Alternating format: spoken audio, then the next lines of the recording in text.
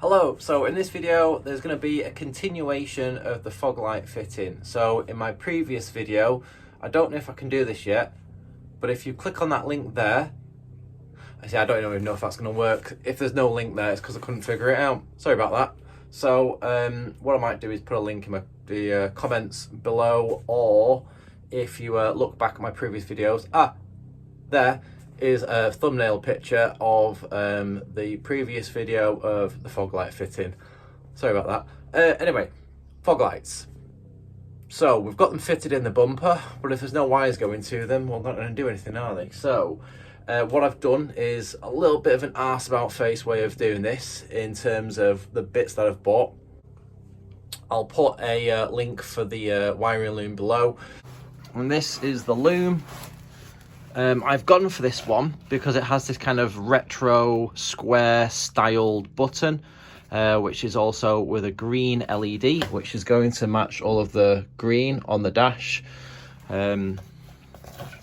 So you've got your switch that goes down to a relay, and then the relay will put power through to the fog lights. Two of those, and then there's a fuse for power, and there's a common negative return as well. So things to note about this particular wiring loom is these ends will not plug directly straight onto the back of the fitting for these. So that has got a typical T4 cable connector on it, and as you can see, that is not a typical T4 connector. So what I've done is I've bought some replacement fittings. They'll be getting delivered in a few days time from Travelling Light. I'll be chopping this off and putting on the correct parts that plug directly onto the backs of those. There is obviously a couple of ways you could go about doing it, but that's the way I've chosen to do it. It should have like a nice OEM look, sort of feel and finish to it then. Right, let's get started. Let's see how much length we've got in this cable. Sorry, and how it was going to fit on the dash and through the dash, blah, blah, blah, blah. Right, so I've had a look at it and I've created a very simple plan of how this can go together. Then the relay is going to get bolted to the bodywork there, so it's held there. Then the live and neutral are right next to the battery. Live and neutral, that's that done. Then this wire I'm going to cut probably around here. I'm going to just cut through it. It's got a 4-core cable.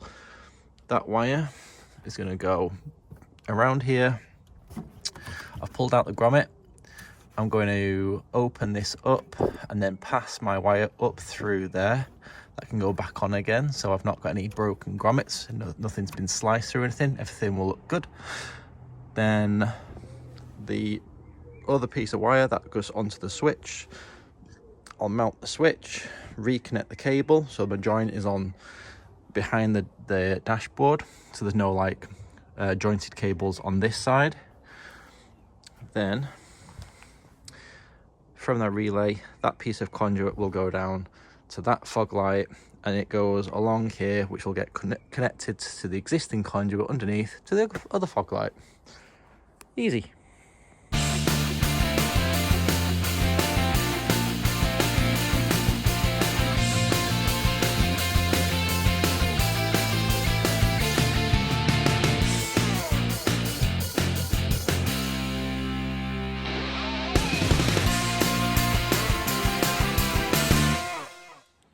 So I've just decided to change where I'm going to put the fuse. So instead of putting it on the back of the relay, I'm going to fit it to the back of this part. Oh, you can't really see there. I'm going to fit it to the back of this fuse. Just so it's further away from the edge of the bonnet. I just think it's going to be a little bit better protected then, because when I'm washing the van and spraying water, it's not going to be right next to the bonnet then, is it? Gives it a bit better protection.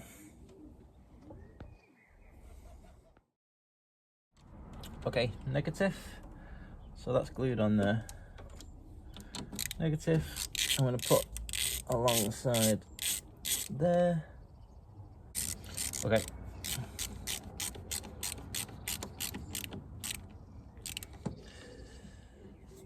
Okay, negatives on. So we've got our positive going over to our fuse, which is now glued onto the back of there. Okay, so the position of this is different to what yours may be. Normally this would be bolted, both bolts would be here, but I have the different style of headlights. So what I did is I just took this bolt out, swiveled it round, got it sort of 90 degrees and put the bolt back in just to encapsulate that hole. And yeah, it holds fine, not a problem.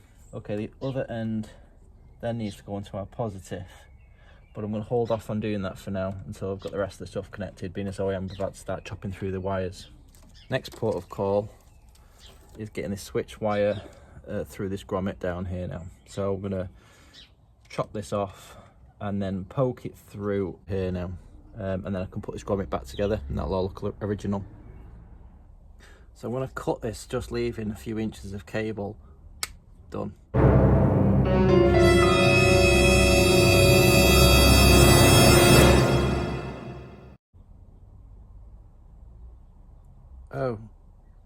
Oh shit.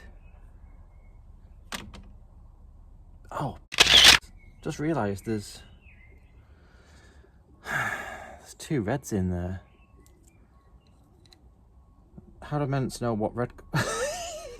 How am I meant to know what red was what red? Fluff. Looking at the cables that go to the relay, it looks, well, one of them is definitely a permanent live.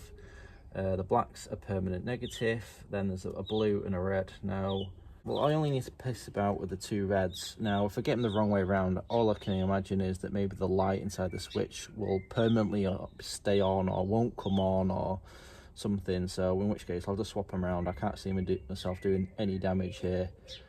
I'll get this bit of tape off and then get the cable up through there. I can feel my OCD kicking in, which is really frustrating. I just literally want to put the wire up through there, but it would be really nice because the end of that conduit there is here, right below the relay where that wire lines up with. Oh, I'll take the battery out, open up all of the conduit, put that wire inside and it'll pop up there. Oh, it'll be worth it in the end, won't it? I hope.